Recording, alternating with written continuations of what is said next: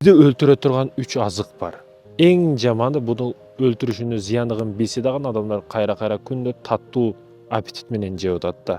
Биринчиден, биз баардыгыбызга белгилүү болгон соус, кетчуптар кошулма. Бул даяр оору да.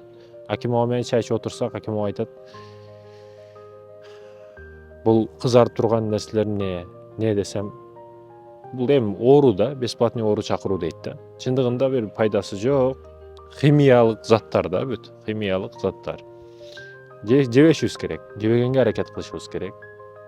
Калп эле оозубузга дофамин бериши мүмкүн, оозубузга рахат бериши мүмкүн, бирок кекиртектен кийин кадимгидей мушташ болот да организмибизде. Биринчиден ушул экен. Ал эми экинчиден, азыр эле инибиз айтты жаңылыктардан, бул Америкада чыгыптыр, кадимки роллтондорду баягы таяк менен жейбиз, кашык менен жейбиз, а эми ошону дагы гамбургер, шаурма форматы чыгып атыптыр да. Уличный продукты гамбургер, шаурмага турабы? Ошол сыяктуу кылып жеңил вариант кылып эми роллтондордо чыга баштаптыр. Бул өтө чоң, бирөөлөр үчүн киреши акча, да, бул пайда.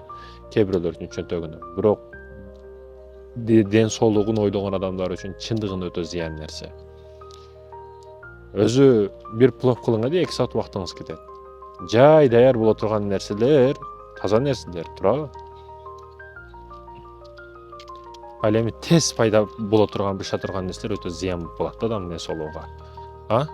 Ошондуктан бул маселеде ойлонуңуз. Ал эми үчүнчүдөн мекендешим, алкогол кошулган бардык нерсе.